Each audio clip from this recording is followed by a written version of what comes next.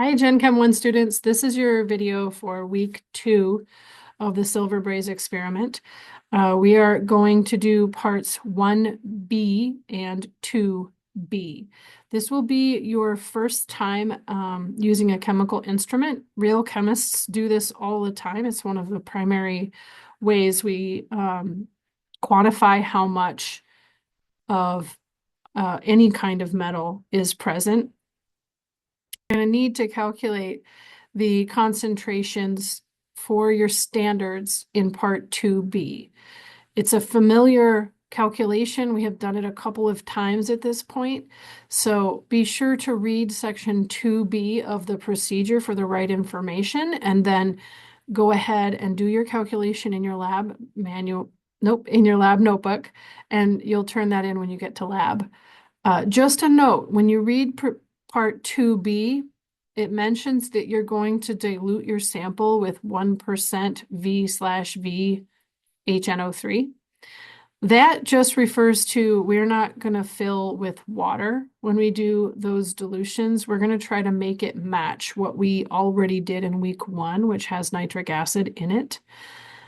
That 1% V/V is just so you can find the right bottle. It is not the correct percentage to use for the next calculation I'm going to put on the screen in a second.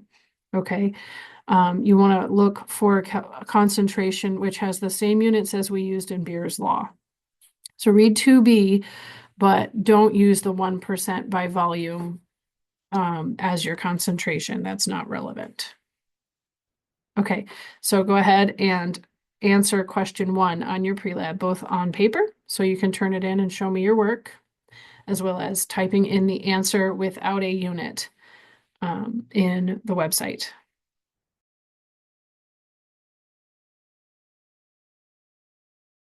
I want to go over a couple of concepts that you're going to need in order to do your final lab report calculations. Essentially, they're going to be based on a concept called percent composition, which is ultimately what you're trying to figure out for our silver braze sample. So to break down that idea, a percentage is always the part I am interested in divided by the whole mixture or substance, whatever it is. So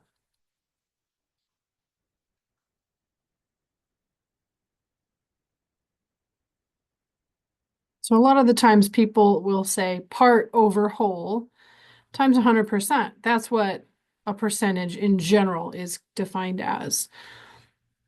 In chemistry, we can look at that from 2 different perspectives.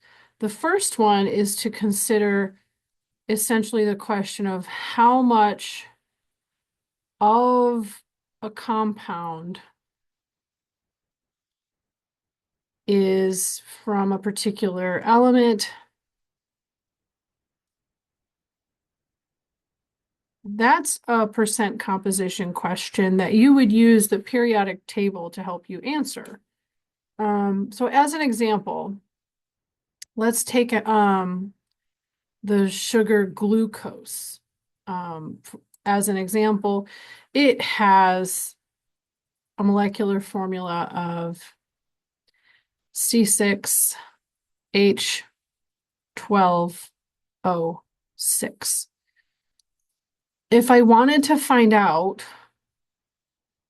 the percent composition of just the carbon, the way I would do that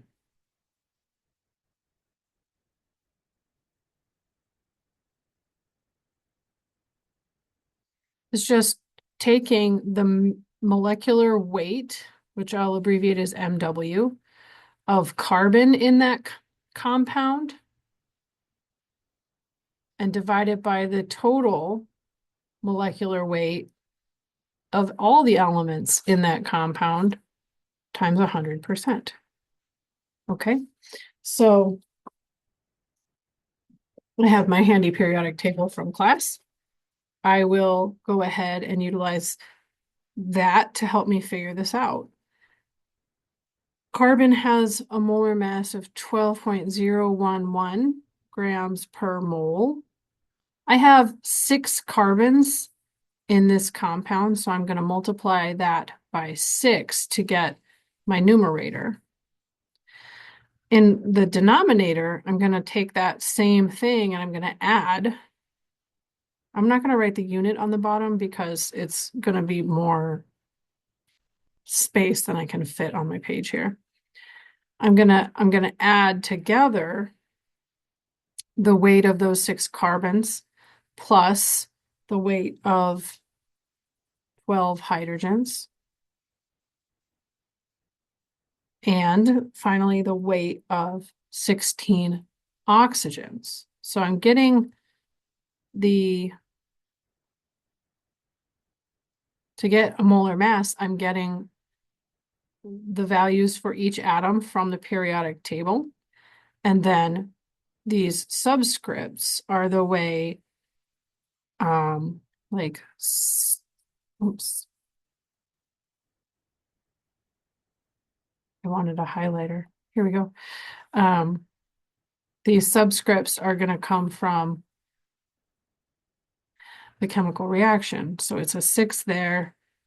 It's a 12 here. And it's a 16. Oh, I wrote that wrong. It should be a 6. Oh, good thing we highlighted.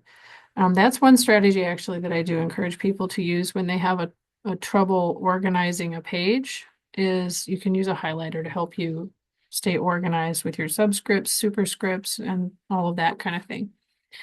Okay, so this math is all of that fraction needs to get multiplied by 100% in order to turn it into a percentage. So I'm not going to forget that because that's part of our formula here. Okay.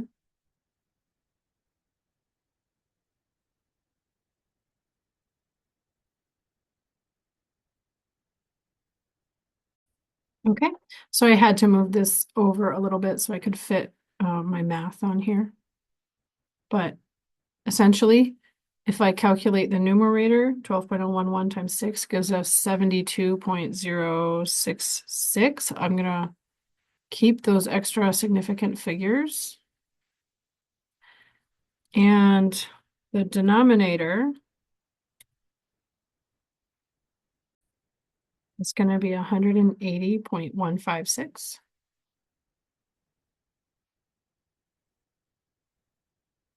The units are the same because they both came from the periodic table, so grams per mole. When I'm doing a fraction that I'm going to turn into a percentage, quite often my units are going to match on the numerator and denominator so that they would cancel.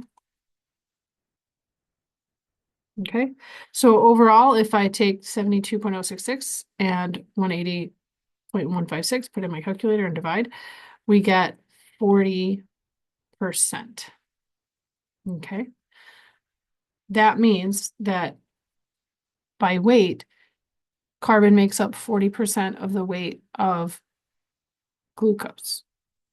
Okay, so that's one way we can look at percent composition. Okay, so the next thing to think about, we know how much by weight carbon is in glucose. If I have a total amount of glucose, I can use that and the percentage together to figure out how much of that material was carbon. So just as an example, I'm going to say I have 5.21 grams of glucose, and I want to know how much carbon there is in terms of grams. To get that, what I'll do is take my percentage and convert it into a decimal value. So that would be basically if I didn't multiply by the 100 in the last step, right? We tend to think of a lot of things in percentages, but I'm hoping that a fraction is just as comfortable for you. So the fraction due to carbon in glucose is 0.4. So I can take that fraction and multiply the total amount of glucose to it and be able to figure out how much of the total mass of glucose is due to just the carbon. This would be important if, like, for example, I wanted to know how much carbon dioxide gets made whenever I burn glucose, okay? Would be 2.08 grams if I started with 5.21 grams of glucose. Okay, so that's one way that you can use percent composition. Go ahead and tackle question number 2 and write it in your lab notebook. Show me the work. You'll turn that in labs, and then type in your answer to this quiz. You can retake the quiz as many times as you want. So hopefully you can use that as a tool to troubleshoot if you don't get the right answer the first time.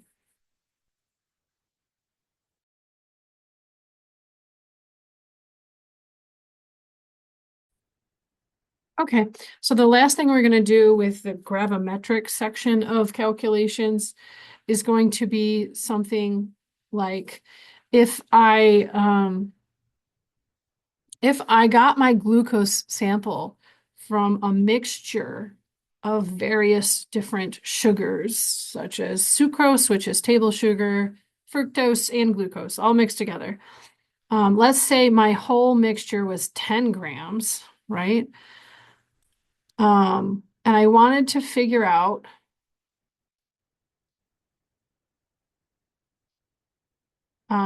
basically like what percentage, I guess, is probably a better way of putting it.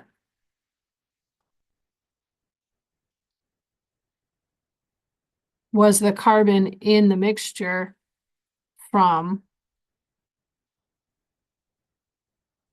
the carbon that was in the glucose?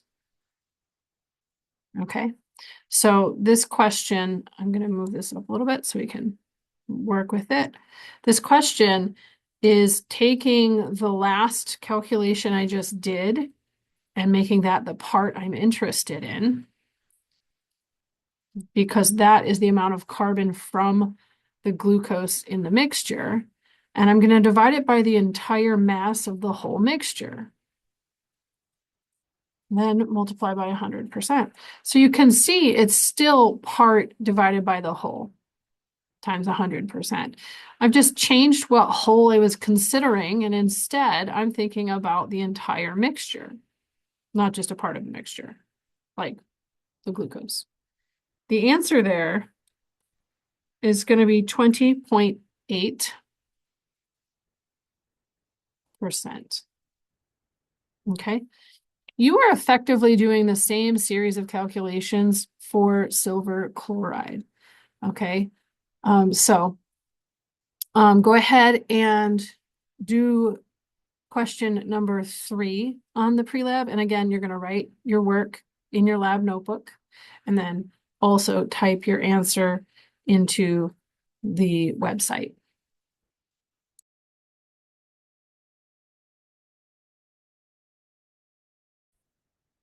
Okay, so that was the calculations for part 1.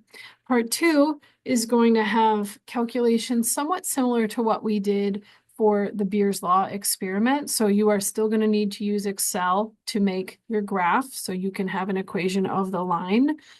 But once you have that equation, it's going to allow you to relate absorbance to concentration, right? So the Y is going to be what you plot on the absorbance the absorbance values will be what you plot on the Y-axis, very much like our Beer's Law graphs from the Gatorade experiment. And X is going to be the concentration of the standards. And so what you'll do is generate an equation of the line and then plug in your unknown value, which in this case is our silver braze, and then solve for concentration. Okay, so that's the on-paper calculation for part of what we're doing in the lab. You can't do it yet because you haven't measured the absorbance values for the standards or for your unknown. So what you have done up to this point is we took our silver braze and you took the little piece for part 2, okay, and dissolved it in a beaker and then transferred every single drop you could, because you rinsed multiple times, into a 100 ml volumetric flask. So the fact that it's 100 milliliters means we get 100.00 as our significant figures there because it's volumetric. So we diluted them very carefully, we mixed it, and then saved a part of that in a little test tube. That's what's in your drawer right now. This is not a dilution, it's just a transfer. Only that first step where we dissolved all of the solder into the flask and then added water up to the line, that one is the only one that counts as a dilution at this point. So that's where we're at right now. When you come to lab next, you're going to take 1 milliliter of that sample out of your test tube and move it to another flask. It's going to be another clean flask, of course. And we remember that we need to keep all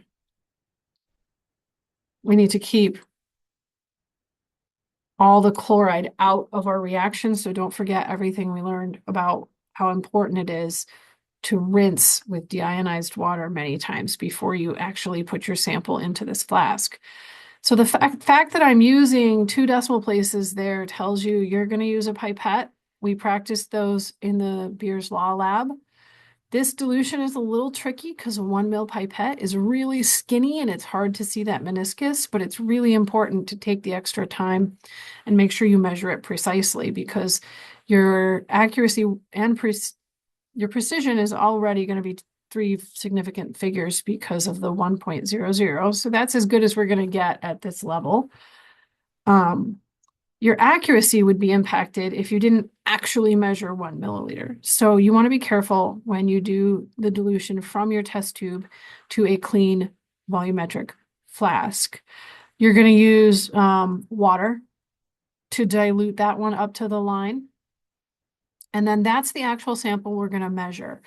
I'm going to call that sample C2 because it's our second dilution. I'm going to call the first sample C1.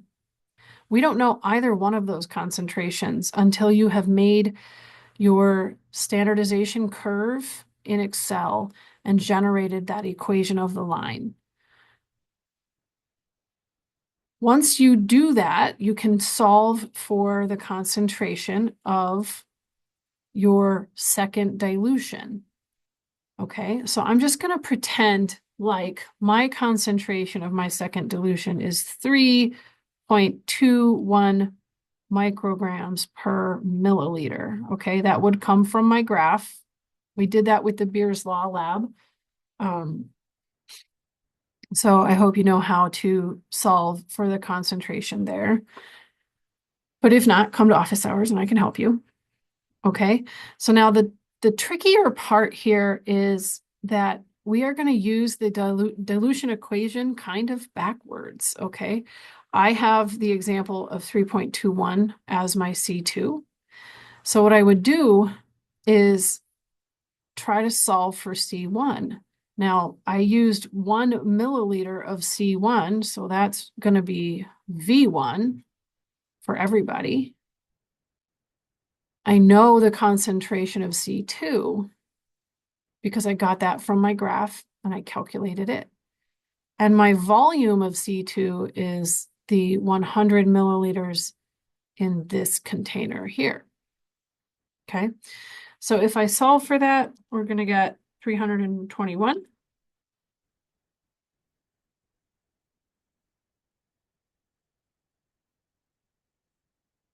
And then that's micrograms per mil. And then what I need to do is figure out what the concentration, how to relate that concentration rather back to the original starting solder that we have, which is all the way over in the beginning here. Okay. So in order to relate C1 back to my starting material, it's a dimensional analysis question. So if 321 micrograms are in each milliliter of sample, I can consider that I diluted every single speck of the solder to 100.00 milliliters. That's a dimensional analysis problem. All I do is cancel the milliliters to get it into micrograms. And I also need to be able to get it into grams because that's what I measured my small piece of solder in originally. So I'll do the dimensional analysis here. You should do it in your lab calculation, so I can give you the credit for showing that work. And our answer would be 0.0321 grams are due to just the silver in the silver solder. In other words, that little piece had 0.0321 grams in it.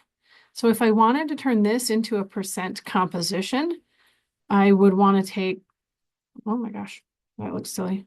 I would want to take the 0.0321 grams of Ag and divide it by the mass of my little piece originally. Let's say my little piece was 0.1000 grams. A percent composition, I'll label that. A percent composition is a percentage, so I will multiply that by 100%. So we've taken the weight of just the silver that we got from our calculation and divided it by the weight of the solder.